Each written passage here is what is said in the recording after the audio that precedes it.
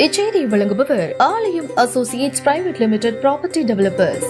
ஆலயம் associates private limited, number 52, third floor, 3B, Ram Darbar, Sterling road, Nungambakkam, Chennai 6,34,000. நான் இந்த அளவுக்கு எதிர்பார்த்து நடிக்கல ஜீப்ரால. ஒவ்வொரு நாளும் பாசிட்டிவ் ரிவ்யூஸ் வந்துகிட்டே இருக்கு.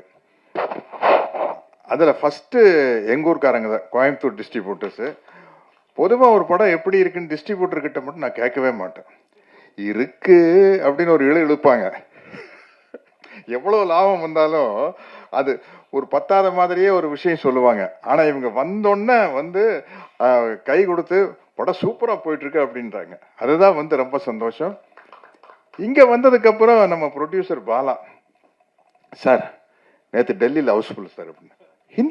ஹிந்தி டப்பிங் ரிலீஸ் பண்ணிட்டீங்களா? இல்லை சார், தெலுங்கு ஹவுஸ்ஃபுல் சார் அப்படின்னு. என்னடா அது நியூஸுக்கு இப்படி அள்ளிட்டு வந்துட்டு இருக்கு அப்படின்னா, சரி சார் எவ்வளோ ஸ்க்ரீன்ஸ் போட்டிருக்கீங்க அப்படின்னா, 1000 ஸ்க்ரீன் போட்டிருக்காங்களாம்மா இந்த படம். பெரிய விஷயங்க. இங்கே என்னுடைய அன்பு தம்பி சத்யதேவ நான் வருகன்னு வரவே இருக்கிறேன். ஏன்னா அப்படி ஒரு டெடிக்கேட்டடான ஆக்டர் இங்கே பேசினாரு. தமிழ் சரியா தெரியாது, கொஞ்சம் அட்ஜஸ்ட் பண்ணிங்க அப்படின்னு. என்ன எவ்வளவு வருஷமா தெலுங்கு அட்ஜஸ்ட் பண்ணிட்டு இருக்கு. 15 வருஷமா 2008 நடிச்சிட்டு இருக்கிற தெலுங்குல போனோன்னா நீங்க பார்த்துருப்பீங்க அந்தரைக்கு நமஸ்காரம். அதோட கட் பண்ணா அதுக்கப்புறம் இங்கிலீஷ் வேற அறகுறை. இதை வச்சுட்டு எதையோ பேசி ஒவ்வொரு தடவையும் నెక్స్ట్ పిక్చర్లో యాక్ట్ చేసినప్పుడు నేను జరూరుగా కన్ఫర్మ్గా తెలుగులో మాట్లాడతాను. இப்படியே 15 வருஷமே சொல்லிட்டு பேசுறது இல்லை. அதில் என்னன்னா, நான் கொஞ்சம் ஒரு மெத்தனமான நடிகர். அதில் இன்னொரு என்ன கம்ஃபர்ட்னா, இந்த ப்ராம்ப்டிங்கில் நடித்து பழகிட்டோம்னு வச்சுங்களேன், ஒரு மொழி ஈஸியாக கற்றுக்க மாட்டோம். நம்மளுக்கு ஒரு கான்ஃபிடென்ட் வந்துடும். ப்ராம்ப்டிங்கில் அடிச்சு விட்டுலாயா, அப்புறம் பார்த்துக்கலாம் அப்படிங்கிறது. யாரோ ஒருத்தர் டப்பிங் பேச போகிறாங்கள, அவங்க படத்துக்கு ஆச்சு அப்படின்ட்டு. ஆனால் முதல் தடவையாக ஈஸ்வர் என்னை கம்பல் பண்ணி இந்த படத்துக்கு டப்பிங் பேச வச்சிட்டார். ஒரு படம் பேசியிருக்கிறேன், நானியோட சிஸ்டர் டைரக்ட் பண்ண ஆந்தாலஜி மீட் கியூட் அப்படின்னு ஒரு படம். அதில் பேசிக்கிறேன். அது எப்படி, அது ஒன்லி ஓடிடி பிளாட்ஃபார்முக்கு தான். இந்த படத்தில் ஈஸ்வர் கம்பல் பண்ணி பேச வச்சாரு. என்னன்னா, அங்கேயாவது நானியோட சிஸ்டருக்கு தெலுங்கு தெரியும், நமக்கு இவருக்கே தெலுங்கு தெரியாது. எப்படி இவரை நம்பி நம்ம களத்தில் இறங்குறது? அப்புறம் கரெக்டாக பேசி கீசி சமாளிச்சுட்டு ஒரு தடவை கரெக்டாக இருக்கான்னு பேசி இப்போ அந்த நம்பிக்கை வந்தோன்னா இப்போ லைனாக எல்லா தெலுங்கு படத்துக்கு நான் தான் டப்பிங் பேசுகிறேன். Thank you Eshwar sir. எனக்கு ஒரு நம்பிக்கை வந்துருச்சு. அந்த படத்தில் ஆக்சுவலாக அந்த மீட் கியூட்டுங்கிற படத்தில் எப்படி டப்பிங் பேசுனா, ப்ராம்ப்டிங்கில் நடிக்கிறது வேற, ப்ராம்ப்டிங்கில் டப்பிங் பேச முடியுமா? நான் ப்ராம்ப்டிங்கில் பேசினேன், ஹெட்ஃபோனை மாட்டிட்டு அவங்க சொல்ல கேட்டு பேசிட்டேன். அதனால சத்யதேவ், நீங்கள் ஒன்றும் கவலையே படாதீங்க. நீங்கள் அடுத்த படம் தமிழ் நீங்கள் தான் டப் பண்ணுறீங்க. நான் அந்த சவுண்ட் இன்ஜினியர் கிட்ட நான் உட்காந்துக்கிறேன். அது சும்மா ஈஸியான வேலை. அது நான் பாருங்க, உங்களுக்கு கரெக்ட் பண்ணி விட்டுறேன், அவ்வளோதான். ஏன்னா நாங்கள் கரெக்டாக இப்போ முஞ்சியான ஒரு ஹிந்தி படம் நடித்தோம். இத்தனைக்கு ஃபுல் காமெடி கேரக்டர். அது நம்ம இங்கே வடிவேலு பண்ணுற மாதிரி ஒரு கேரக்டர். அது எப்படி என்ன அந்த கேரக்டரில் சூஸ் பண்ணான்னு தெரியல. அந்த படம் சூப்பர் டூப்பர் ஹிட். அங்கே அதுக்கு நான் தான் பேசியிருக்கிறேன் டப்பிங் ஹிந்தி.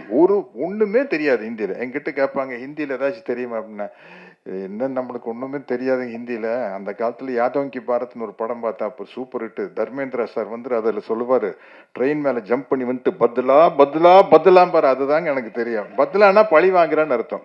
சிரின்னு சிரிப்பாங்க. Shahrukh Khan sir can you speak Hindi sir? I no Hindi sir. What அப்படின்னா பத்லானா பழி வாங்குறான்னு அர்த்தம். அது யாதவ் கி பாரத்னு ஒரு படம் இங்கே 1 வருஷம் ஓடிச்சு. அப்படி வந்த விஷயம். இந்த படத்தில் ஒர்க் பண்ண நாளை நமரே தமிழில் வாத்தியார் நடிச்ச படம். இந்த டீமே அப்படி ஒரு டீம். உண்மையிலேயே ஃபர்ஸ்ட் டைம் ஒரு எடிட்டரை பற்றி ஒரு ரிவ்யூஸ்ல எல்லாம் எடிட்டர் பேர் போட்டு எடிட்டிங் சூப்பர்னு சொல்றது இந்த படத்துல தான் நான் பாக்குறேங்க. இன்னைக்கு அதே மாதிரி தமிழ் இண்டஸ்ட்ரியில இன்னைக்கு ரொம்ப பிஸியான ஆள் யாருன்னு சொல்லுங்க? இவர் தான். ஏன்னா பேன் இண்டியா படம் வர ஆரம்பிச்சதுக்கு அப்புறம் நான் கேட்டவர்கிட்ட, சார் இப்போ அனைவரும் நீங்க தான் சூப்பர் பிஸியா இருப்பீங்க சார், நீங்க தமிழ் மட்டும்தான் தெரியுமா, வேற லாங்குவேஜ் தெரியுமா?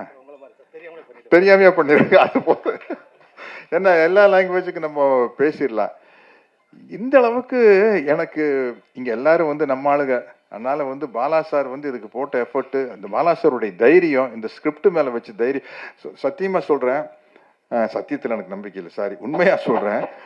ஏன்னா அது வேற, ஆஹா நாத்திகன் சத்யராஜ் சத்தியமாக சொல்லிவிட்டார் அப்படின்ட்டு, அது வேண்டாம்.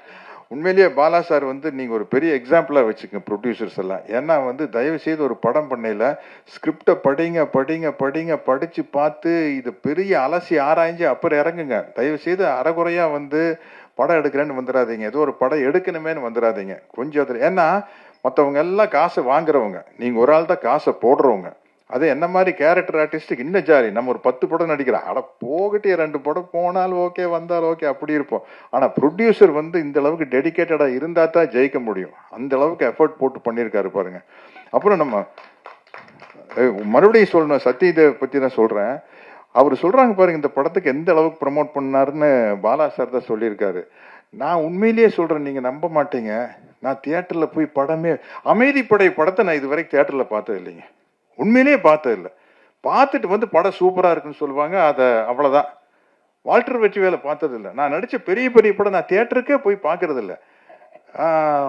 ஏன்னா எனக்கு என்னமோ அதில் டென்ஷனே இருக்கிறது இல்லை.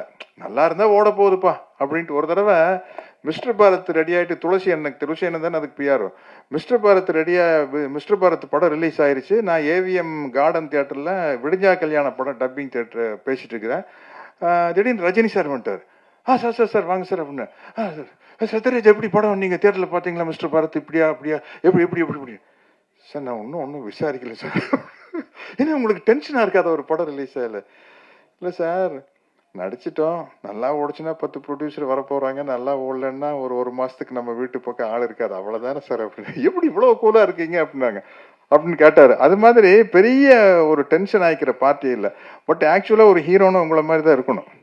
இந்த மாதிரி டாலி தனஞ்சயன் அவர் வரல, அவங்க எல்லாருக்கும் பாராட்டுகள். சத்யா, இன்னொரு ஆக்டர் சத்யா நம்ம பேர்ல அவர் இருக்காரு, காமெடி ஆக்டர், அவர் சீனெல்லாம் வந்து தியேட்டர்ல தெரிக்குதுன்னு சொல்லிட்டாங்க. அதே மாதிரி இந்த படத்தினுடைய ஹீரோயின் யாரு பாருங்க, ஹீரோயினை பத்தி நான் தான் பேசுறேன், நியாயப்படி ஹீரோ பேசியிருக்கணும். ஹீரோயினை பத்தி ஹீரோ இல்ல பேசணும், நான் அப்பா வயசுல இருக்கிற நான் பேசுறேன் பாருங்க. பிரியா பவானி சங்கர் வந்து ஹேட்ரிக் கிடைச்சிருச்சுல்ல, 3 படம் கண்டினியூஸா சக்சஸ் பாருங்க. டிஸ்ட்ரிபியூட்டர் ஆமான்ட்டாங்க எங்க ஊருக்காரங்க, ரொம்ப அதுக்கு மட்டும் நல்லா தலையாட்டுறாங்க. பிரியா பவானி சங்கர் ஹேட்ரிக் கிடைச்சிருச்சுன்னு ஒன்று. அதனால இப்போ ஒரு சந்தோஷமா இருக்கு, தொடர்ந்து பாசிட்டிவ் ரிவ்யூஸ் வந்துட்டு இருக்குது. அது காரணம் வந்து பத்திரிகை நண்பர்களாகிய நீங்களும் அந்த படத்துக்கு பாசிட்டிவ் ரிவ்யூ கொடுத்த ரசிக பெருமக்களும் தான். அவங்களுக்கு ஒரு மிகப்பெரிய நன்றியை சொல்லி, யாராச்சும் விட்டுருந்தேன்னா மன்னிச்சுக்குங்க. அவன் எல்லாருக்கும் ஒரு நன்றியை சொல்லி விடைபெறுகிறேன். நன்றி, வணக்கம்.